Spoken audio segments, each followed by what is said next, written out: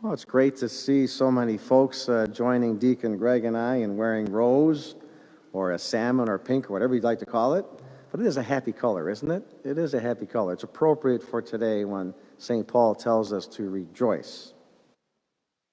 You know, we know that during the Advent season, we aren't simply preparing to meet Jesus at Christmas, but also on two other occasions, when our own earthly life comes to an end, and when he comes for a second time, the so-called end of the world.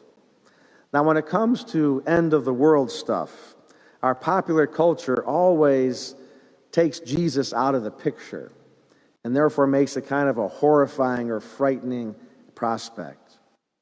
In our first reading, the prophet Zephaniah spoke of the end of the world, of Jesus coming back, as something joyful for those who stay close to God. So listen again to what Zephaniah wrote. He said, "The Lord is with you. Never again will you fear any harm. The Lord your God is with you. He is mighty to save. He will quiet you with his love." Jesus' return is something joyful for those who stay close to God. Of course, that means us. That means you and I. It also means that in the end, there's nothing that we fear in this life that ultimately can harm us. And on that same subject, St. Paul's words to the Philippians today are even stronger. So he wrote, "Rejoice in the Lord always. I say it again, rejoice." He said always, right? Not just when life is easy, but always. The Lord is near. Do not be anxious about anything.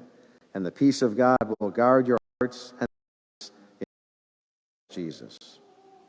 No, Jesus' return is nothing for us to fear. It's something that we're going to rejoice over. Real fear would be to think that God doesn't love us anymore, or that we could do something to make him stop loving us, for him to stop loving us. But to think that we aren't loved by God, or that that could ever happen, that'd be a huge mistake. That will never happen. And that's why the readings today tell us to rejoice. That's why this is Gaudete Sunday. Gaudete is it's not a question, it's not a suggestion, it's a directive. Rejoice, rejoice. Because nothing can ever separate us from the love of Christ. Nothing. Well, nothing that is, except ourselves, right? Ourselves. If we deliberately choose to walk away from him. If we're so afraid or so cynical or so skeptical that we intentionally, willingly turn our backs on God, then he's still loving us. His love is still streaming towards us. All that grace is coming toward us, but we're refusing to respond to it. We've kind of put up a wall between us and him. Then he still cares about us. That'll never stop, but we've chosen to walk away instead.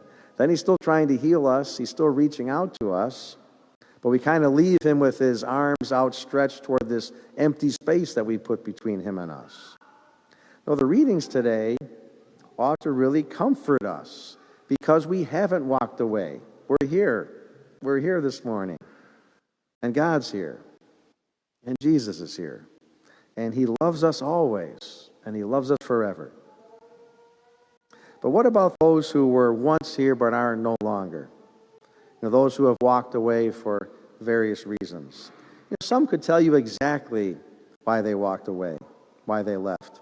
Others wouldn't be able to come up with a real good reason or anything specific. Maybe they just kind of faded away over the years. But so many have left over the decades. Who will bring them back to the loving arms of Christ? Who's going to do that? In our gospel today, John the Baptist tells the good news about the arrival of the day of the Lord, Jesus. And all the people ask him, well, what should we do to prepare for that day? What are we to be doing? John the Baptist of this too. But you know, he's not. He's not. No, all of us instead are in the position of John the Baptist. Because we already know that God is near. We don't have to have John the Baptist tell us that. We know that Christmas is about much more than just parties and presents and wrapping paper. So that means we are the ones, all of us are the ones, that have to go out and tell people that Jesus is here and that he loves them. We have to be the ones to reach out. We have to be the ones to be John the Baptist to other folks. Outside of St. Peter's Basilica in Rome, there are these beautiful, magnificent columns that were designed and built by the great artist Bernini. You've probably seen pictures of them at least. But they stretch out on either side from the church itself, these big arches of columns going out into the middle of St. Peter's Square.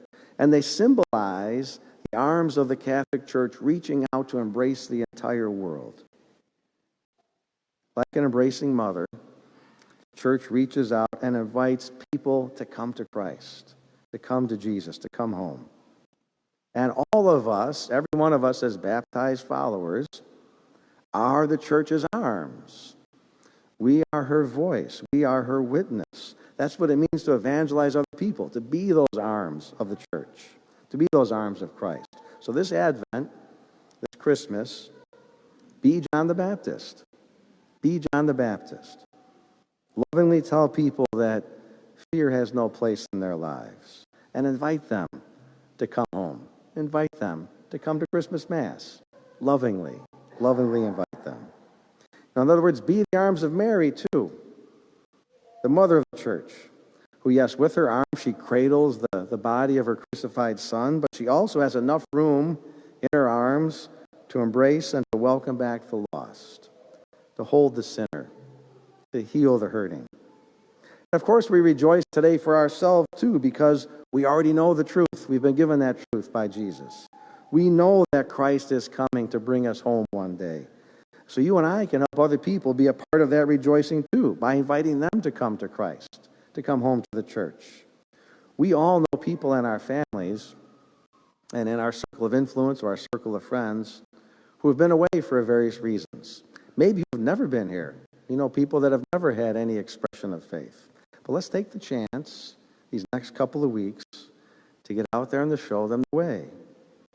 That here in the Catholic Church is real beauty, is real peace. Here is a spiritual home that they've been looking for. But most of all, be supportive, be encouraging, be patient, be kind, be tender, and keep them in your prayers every day. It takes all of us working together to make a welcoming atmosphere for those who are going to be joining us for Christmas. And there will be people coming for the first time in a year or 2 or 5 or 10 or even longer.